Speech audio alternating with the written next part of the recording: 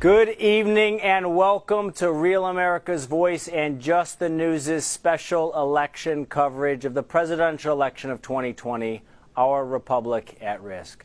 We are honored now to be joined by Mayor Rudy Giuliani. You have seen him out there fighting for the president, representing the Trump campaign. He joins us now. Mr. Mayor, honored to have you on, sir. Very nice to be on with you. So, Mr. Mayor, one of the things that a lot of our viewers have asked about is particularly this Dominion voting software. This was the software that was used in Michigan, and in Antrim County, they had Joe Biden up by thousands of votes. They claimed there was a software glitch. It was discovered, it was fixed, and then it turned out that President Trump was actually up by thousands of votes. We know that you and your team have been investigating this. At the present time, do you have any whistleblowers inside Dominion who you're speaking with? Well, I wouldn't call them whistleblowers. We have a person who's come forward with an affidavit inside of Dominion that has said that Dominion observed the 100,000 phony ballots that were brought in at 4 o'clock in the morning on November 5th that were all Biden ballots that appeared by every measure to be phony ballots since they were brought in the back door. They were not in the proper containers. They were sticking out of the paper bags and cardboard boxes. And they were told that these were ballots that were needed to catch up to Trump because Trump was too far ahead. When they were counted, they were all counted in favor of Biden. The woman who has given us an affidavit, who worked for Dominion, said that she saw not a single Trump vote. She was there for 4 or 5 hours. And it appeared to her to be horribly corrupt. And when she reported it, nothing was done about it. She was told it wasn't any of their business.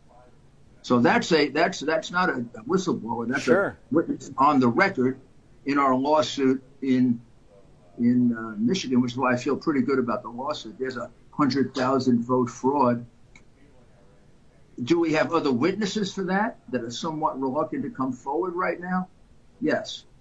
We can probably corroborate that 3 or 4 times. Wow. So I think they're finished on that. I think that's something that actually happened. They brought 100,000 votes in. They were all Biden votes. There was not even a vote for another Democrat.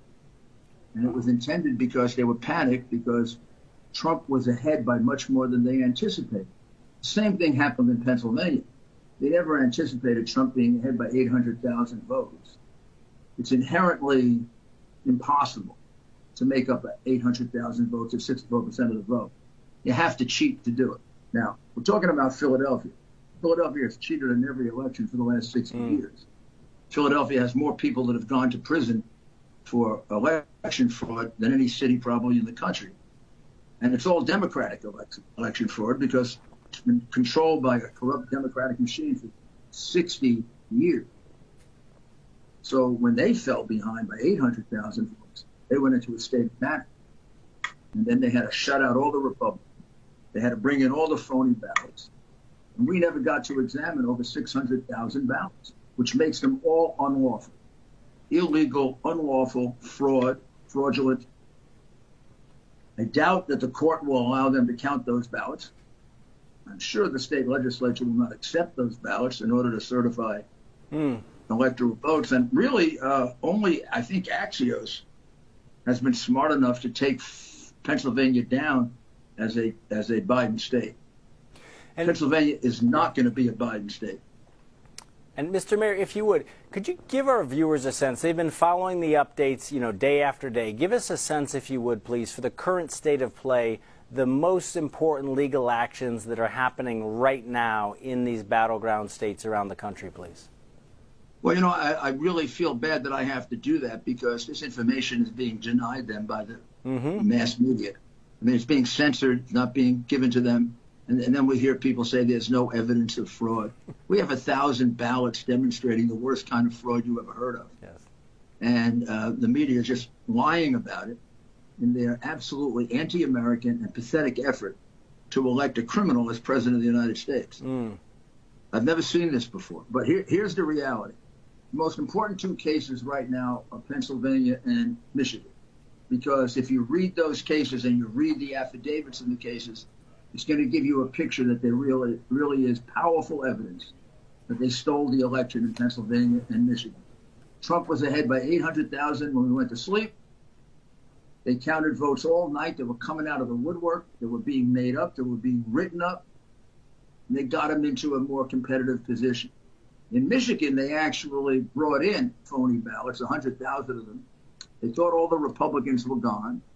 The mistake they made is some of the independent contractors were there, and they hadn't bought the souls of the independent contractors, who were so shocked by it that they reported. Also in Michigan, a city Democratic worker was so shocked that she's come over to us and told us the whole story about how they were preparing to cheat going back to September, how they knew they'd have to make up a lot of numbers, the plans they had, the backup plans they had to get more phony ballots in. I mean, because the general media doesn't report this, the American people are going to be exceedingly surprised when some of these states are taken down and end up being Trump states. Well, we've certainly seen the mainstream media almost just willfully ignoring and suppressing a lot of these stories. There is evidence. As you know, the team here at Just the News and Real America's Voice has assembled a team of 30 investigators who are out there every day working to track down all of these election irregularities. Mr. Mayor, another question for you. Have you had any contact with anyone in the U.S. intelligence community about any of these election irregularities? I don't think I can comment on that.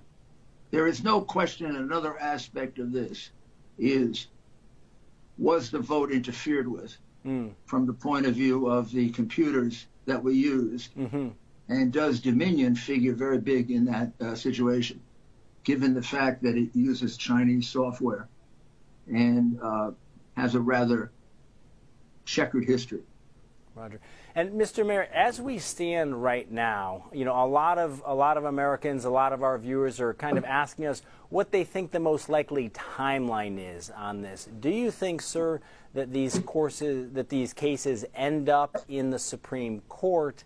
And if so, do you have any sense for when they might end up there? They may or may not end up in the Supreme Court. The actual place they belong are in the state legislatures. The state legislatures, under the Constitution of the United States, govern the election of senators, representatives, and the president. It's called the Election Clause and the Electors Clause.